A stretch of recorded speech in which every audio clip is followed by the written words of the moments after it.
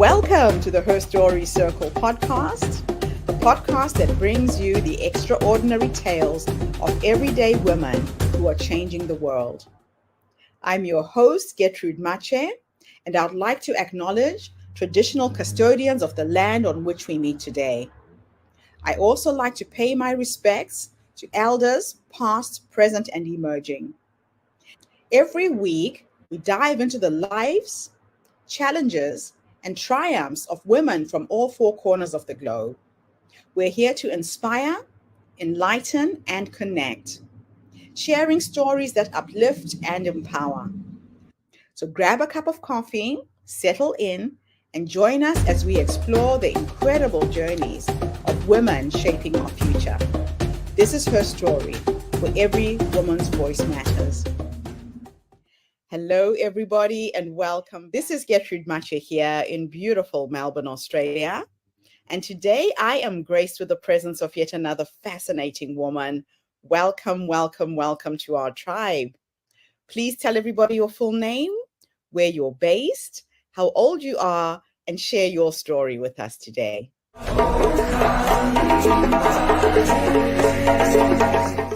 Hi, everyone. This is such a joy to be here. My name is Dana Knowles.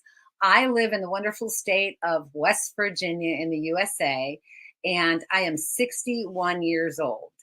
It's an honor to talk with you today and share my story. And what's so great about me sharing my story is it's my story. There's no right or wrong to it. So I was born in Pittsburgh, Pennsylvania, and I came from a pretty good home. I had a mom and dad, older brother and older sister, a pool in the backyard, dog, vacations, dinner on the table at 6 o'clock. Everything was pretty normal until I was about 12 years old and I was molested by a friend, a family friend, and I use that term lightly. I didn't know what was happening to me at the time. It happened for a couple years.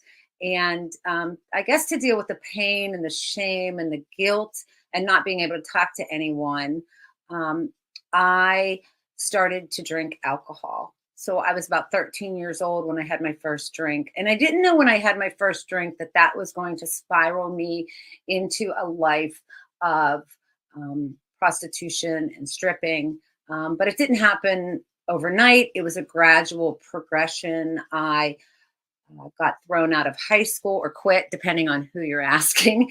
And my mother and father emancipated me because I was too wild and they didn't know what to do with me. So they didn't really give up on me, but they just knew they had to let me go and find my own path. I was pregnant by the time I was almost 18, and I had my first marriage to my first abusive husband.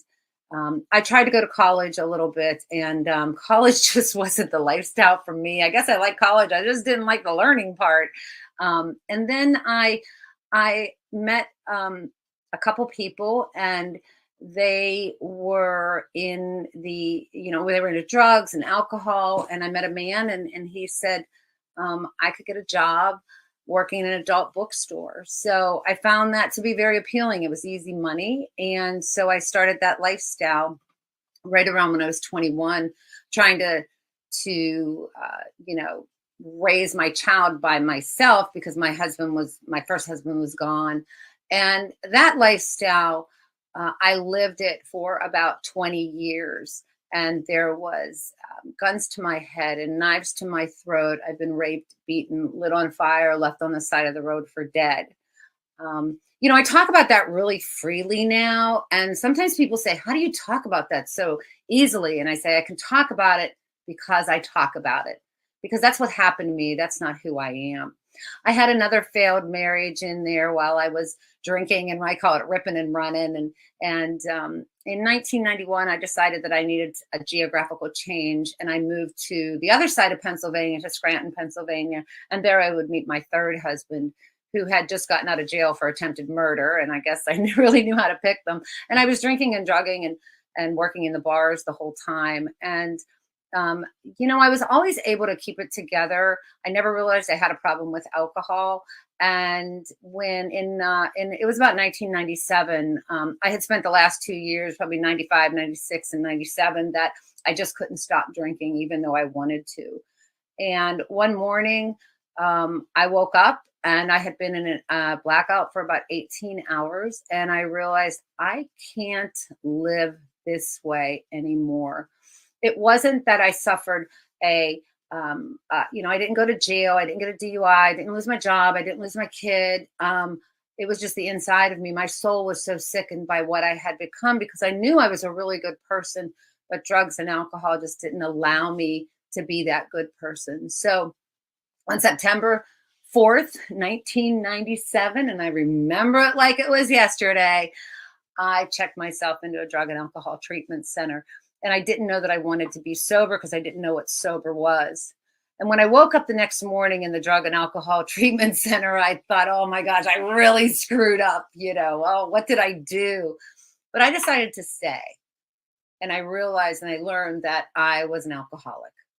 And as long as I didn't put booze in my body, I could live a pretty normal life. But my problem was that I didn't know how to live without any mind altering substance. So when I got out of treatment, I went to therapy, I went to counseling. I started hanging around people that were sober. I went to 12-step meetings. And I really found the people that understood what I was going through, the emotional ups and downs and all around. They wanted to put me on a lot of medication when I first got sober. And I realized, I thought, you really can't diagnose me after I've been drinking and drugging for 20 years. Let's just clean my body out completely for an extended amount of time and see if I can be normal. I'm somewhat normal, but I don't know. My husband might think something different. I'm married to husband number 4 for 23 years, and we call him the good one. So, I always had these dreams. And I say, it's really hard to do anything with your butt on a bar stool and your head in a bottle of whiskey. But then I got sober. And after a few years of cleaning up my life, I decided that I was going to follow my dreams. I had wasted so many years wanting and wishing, but never putting anything into action. And that's when I started to really make a plan of what I wanted to do with my life. So the first thing I had to do was find a mentor, someone who was where I wanted to be. I kind of always worked for myself when I was working in the bars and I had a cleaning business. So I knew I had that entrepreneurial spirit and I was never scared to do the work, but I just didn't have the guidance to do it. So I got an older gentleman that had a business and he took me under his wing. And I said, what do I do? I want to start my own business. And he guided me through starting a tuxedo rental business. So I've had that business now for about 16 years. And there was other things that I always wanted to do. I'm a big dreamer and I'll always have another mountain to climb. There'll always be something more to do. So there's a few things that I wanted to do. I've always been an inventor. I've been a super creative person. And so I had this idea and I didn't know what to do with it. And I went to a lawyer and I went here and I went there and I spent a lot of money trying to get a product to market. But at the end of the day, I was always at square one. And in 2016, I came across a book called One Simple Idea by a gentleman named Stephen Key. And I read the book or listened to the book 3 times. And I was so intrigued by this thing is called licensing. I always thought if you had an idea, you had to manufacture it and you had to, make a brand and you had to go to trade shows and you had to, invest all this money to get and have a website, invest all this money to get ideas out there. But this thing called licensing is when I can come up with the idea and I can present it to companies who are in that industry. And then they take the idea over, they manufacture it, package it, ship it, show it to buyers. They do everything. And in return, because it was my idea that I'm kind of renting to them for a period of time, whether it's 3 years or 5 years or 10 years. And then I rent it to them. They do all the heavy lifting, but I get paid a royalty. So I called this company Invent that helps inventors. They guide and they teach and they mentor. And that's what I needed. We all need a mentor. We all need a teacher. And so I became a student of this company and the owner of the company and some of the other people that work for him. It's a whole team and they kind of took me under their wing. And I had a bunch of mentors to show me how to license my idea. And after a lot of rejection and a lot of wanting to quit, I did successfully license my product, the hanging shower caddy. It's on the market. It sells on Amazon very well. In fact, surprisingly enough, there's a book, I can't remember the name of it, but they taught there's only the statistics are about 3% of inventors are women. And so I'm really proud to be in that 3% of women who have a successful product on the market. But there's more I wanted to do. I always wanted to write a book, and only because people kept saying, you need to write a book, because, I told you a little nutshell version of my story, but when you get into the weeds of my story, it's pretty colorful. And so people who would know things about me say, you need to write a book. And my mentor from InventRight, Stephen Key, said to me one time after he got to know me a little bit, he says, Dana, you need to write a book. So that kind of put a bug in my ear that I needed to write a book, but I didn't know how to write a book. So I got a mentor to help me write a book. And I did write a book. Half of it's kind of a memoir teaching, self-help, but it's my stories, and I share how people can get out of their anger and their fear and figure out why are they angry with the 3 basic instincts that we are born with, the social instinct, the security instinct, and the sexual instinct. And so I tell stories through my book, and that came out a couple months ago. So, hey, mission accomplished. I wrote a book. That's awesome. But there's more that I want to do. I want to do a TEDx talk on these 3 basic instincts. And I've been practicing, and I've hired a coach who's done TEDx talks. I'm a believer that if I want to be where they are, I have to do what they do and follow in their footsteps. And there's somebody that's already done it before me. I don't have to recreate the wheel. So there's a few other things that I want to do. Big dreamer I am. I want to be a model. I've always wanted to be a model. All my life I've wanted to be a model, but that really never even was in my vision. But now at 61 years old, I feel that I'm more beautiful now than I have ever been. And so that's something that I'm going to do eventually, not quite sure when.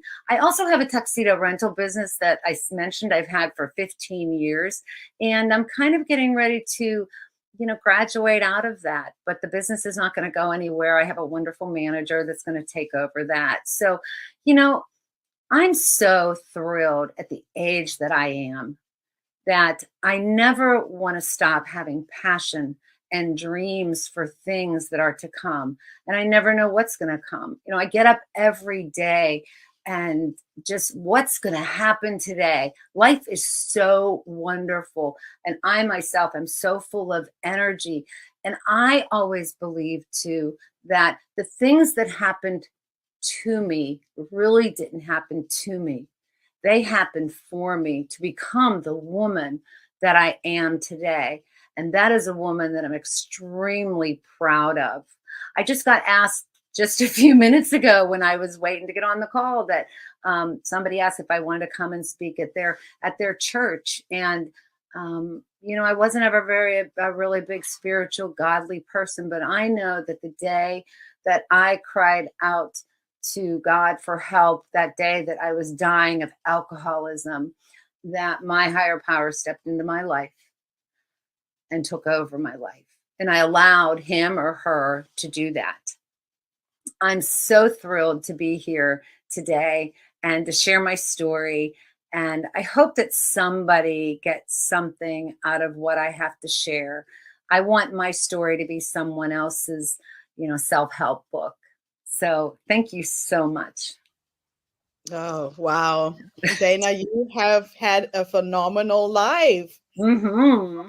Goodness. And for you to be here in 2023 sharing your story after everything you've gone through, it's just absolutely incredible. Now let's unpack this story and go all the way back to your childhood. What would you have wanted somebody to have said to you when you were a teenager, when you were in trouble? 3 nuggets of wisdom. There could be a parent who's listening to this interview right now, and they can see the signs of their own daughter who's acting up, misbehaving, and they're reading it all wrong, and the child is just in trouble. Mhm. What would you have wanted your parents to have said, somebody to have said to you to help you through that difficult time? I think Three, one thing, three nuggets of wisdom. 3 nuggets of wisdom. Don't ever be the enemy. Don't ever be the enemy of your children. Always be their friend, but you can be the parent. Teach your children about molestation, what's right and what is wrong, and make sure that they can come to you with anything without fear of you being angry. Yeah, this is really important because a lot of times parents aren't even aware of what's going on with their kids Mhm. until it's too late. And sometimes they never get to know the real Something truth. something that I've realized is I like I said, I go to the 12-step meetings and I work with a lot of women. And my story is very common with alcohol, Yes. men and women both, men and women both. Mhm. That is a very, very common part of an alcoholic or a drug addict story, or someone with, I guess the proper thing to say now is someone with a substance abuse disorder. Yes. Yeah, yeah. Sorry, I'm And not real proper. but you went on to reinvent yourself and just create this incredible life. Everybody wishes to come up with a brilliant idea and bring it to market. What was the inspiration for your invention? How did it all start? Oh, well, this wasn't my first invention. I've had many, many, many, but this one came about literally. I was in the shower. You know how they say you come up with your ideas in the shower? I was in the shower, and the shower curtain was blowing in, and we always think there's a draft or something. It's some kind of the chimney effect. The heat rises and rolls around and blows the shower curtain in. So I just said, there's got to be a way for me to keep the shower curtain from blowing. And there's suction cups and there's magnets and all that, but none of that stuff worked for me. And I just said, wait, there's got to be weight. And I'm a seamstress by trade too. That's another kind of God-given talent. I just naturally sew. I've been sewing since I was a little girl. My mother was a seamstress. My sister was a seamstress. It was all in our family. And so I went to my workshop and I made a really rough prototype with kind of just mesh, a grommet on top and a pocket in the bottom. And I put it in my shower. And I put a bottle of product, a regular bottle of shampoo in the bottom pocket and stopped the shower curtain from blowing. And that's how that product came about. And then I added more pockets to get all the stuff off the back of the tub. And so the shower caddy became this long, narrow piece of mesh with pockets. And so everything got off the back of my tub and then into the shower caddy. And that's how that came about. So I got the idea while I was in the shower. So That's it what really that's what you grew. do. Yeah. Yeah. These light bulb moments that come when you're least expecting them to come. Yeah. Well, being an inventor is it's a blessing and a curse. Like I'm a very creative person and my mind just is I have a problem solving mind. But none of my ideas are like world changing. Like I'm not inventing the next, cell phone or anything crazy like that. But there's problems. I have a problem. Other people probably have the same problem. Go on the Mhm. internet, see if I can find the solution. If I can't find the solution, then I'm going to make it up. I love it. I absolutely love it. And the world of licensing, what does that Mhm. entail? Because Well, that's something I'd never heard of before. yeah, that's interesting that you said you never heard of that before. Well, I shouldn't even be surprised. I'm an inventor and I had never heard of it until 2016. So, in a nutshell, the inventor, and I'll just use my story. I came up with the idea. I made a homemade crude prototype. Then I have to make what's called a sell sheet. It's kind of like a one-page advertisement showing my crude prototype and then the benefits to the consumer. And then I have to protect the idea with something called a provisional patent application. It's a temporary application you file with the USPTO. And then I have to find the list of companies that are selling in places that I want my product to be, not in stores. Like I'm not going to Walmart or Target or whatever. I'm going to companies that are selling in those stores or selling online. And then finding the right people in the company to reach out to, and then reaching out to them and say, is your company open to licensing? And if they say yes, I just, hey, can I send you over a sales sheet? I have a product that solves this problem. I have a product that holds your products and hides your products behind the shower curtain and stops the shower curtain from blowing in. Can I send you over a sales sheet? Send them over a sales sheet. Get a lot of no's. Hey, this is a no business we're in. We're collecting no's. I got 52 no's, 52 rejections before I got a yes. And I wanted to quit a lot while I was doing it because rejection sucks. But you hung in there. You Yeah. hung in there. Yeah. So you have to go in prepared that there's going to be no's.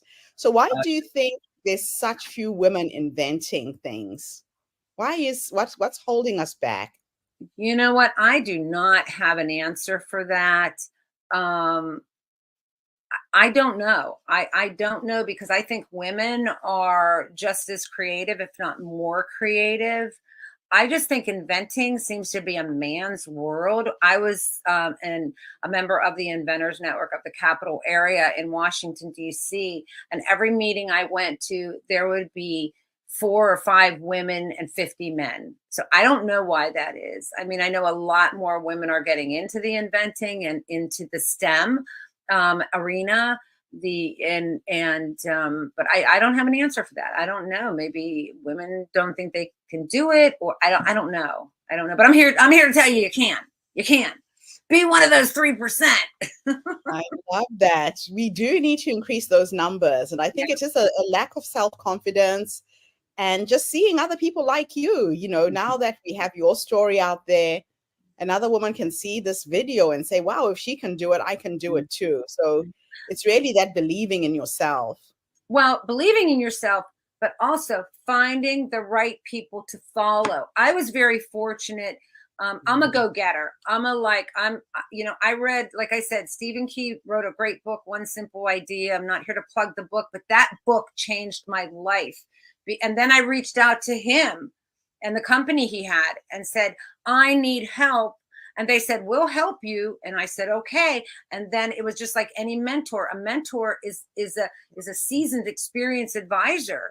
So everything I've done in my life, everything from after I got sober till now, let's just say, and been successful at, I've had a mentor.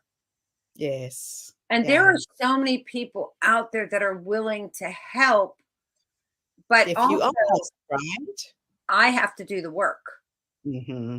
Yes. That's where the problem is, I think, this is just my personal opinion, my personal thought for what it's worth, that people want the help, but they don't want to do the work. Yes. You have to do the work. That's the key. If you want the reward, you got to do the work. There's no easy way around it. Yeah. Yeah. Mm-hmm. Now, your life is inspiring. You have broken so many barriers and overcome so many challenges. Your challenge with your alcohol addiction, how did you manage to finally break that cycle? Can you remember a pivotal moment in time when that happened? I remember it exactly. I remember it like it was yesterday. It was September 3rd, 1997. And I had on September 3rd, 1997, I stopped at the bar. I had to have a drink. I was in detox. I was shaking. I was sweating. And I put the whiskey to my mouth and I went into an instant blackout. And before it even hit my belly, that's like the end stages of alcoholism. I'm not a doctor. So, that was my story. And I drove to the next town over because my MO was alcohol, drugs, and then gosh only knows what happens. And because I can't guarantee what's going to happen when I put booze into my body. And it was 18 hours after I took that first drink at noon that I remember coming out of a blackout. And that was the moment, I call it my moment of clarity. Now, this had happened 50 times before, 100 times before. I don't know how many times I came out of blackouts, not knowing where I was at, what city I was in, had to look at license plates to make sure I was in the right state, just get in the car and drive. This was before GPS. So you just got in the car and drove to see if something was familiar. And this time was different. This time, I didn't suffer any consequences physically, emotionally, and spiritually. I was dead. And I was sickened. I was sickened by what I had become. How could me, somebody that had so much going for them, somebody that came from such a good family, end up here? And that's when I had my moment of clarity that said, I cannot live like this anymore. The problem when I'm at that state of I cannot live like this anymore, the problem is I can't live with alcohol, but God, I can't live without it either. Where do you go? You're at the jumping off place. I'm not talking about the suicide place. I'm just talking about the jumping off place. And I had to check myself into treatment. I had to get away. I had to put myself in a safe place where I could be medically detoxed from alcohol and all the other crap I was putting in my body. And for 3 weeks, I was in a safe place. And then I went into a woman's shelter. I went into a homeless shelter. I was homeless. I had nothing. I had the clothes on my back, basically. And the only way that I did it was to surround myself with other people who were in recovery, who were further along than me. It's the same thing. I found people who had what I want. I wanted a year of sobriety, or 5 years of sobriety, or 10 years of sobriety. I mean, I'm 20. I just celebrated 26 years of sobriety, which is amazing to me. That 26 years without a drink or a drug in my body it blows my mind. We do it one day at a time. But I found my people who were where I wanted to be. I wanted to live a happy life sober. So I had to hang around with people who were sober and happy. That's the only way I could do it. And they taught me how to live sober and deal with life as it was coming at me, and clean up the wreckage of my past, and have a good attitude and get grateful and gratitude. And I mean, I'm just full of I'm all gratitude-y all the time. People are probably sick of me because I'm all happy all the time. Life is good. I love it. I just love your energy, Dana. I just love how you're living your life. Now, let me teleport you into the future. Okay. I'm going to do a little thought experiment, and I'm going to take you to the age of 90. Oh. You're now sitting on your porch, on your rocking chair, surrounded by your children, your great-grandchildren, your dogs, your cats, whoever is there with you at that time. Based on how you are living your life right now, if you could go and have a conversation with that wise woman, what would you say to her based on what you've experienced and how you're living your life right now? I know exactly what I'd say. I use this I use this all the time. I don't want to be sitting on my rocking chair with my children, my grandchildren around me, saying to myself, I wish I would have. And that's probably what I would say to my future self, if that's the question. Don't sit on the rocking chair saying, I wish I would have. Do it now. There's something I always say to myself when I'm indecisive about what do I want to do? Should I or shouldn't I? I ask myself this one question. I talk about it in my book right in the beginning. I ask myself, why wouldn't I? Why wouldn't I write a book? Why wouldn't I be a model? Why wouldn't I take my product to market? Why wouldn't I do a TEDx talk? Why not? I don't have a good answer. I do not have a good answer. I love it. I love it. So you want to make sure that by the time you exit this planet, you have squeezed out all the juices that were put in you before you came, right?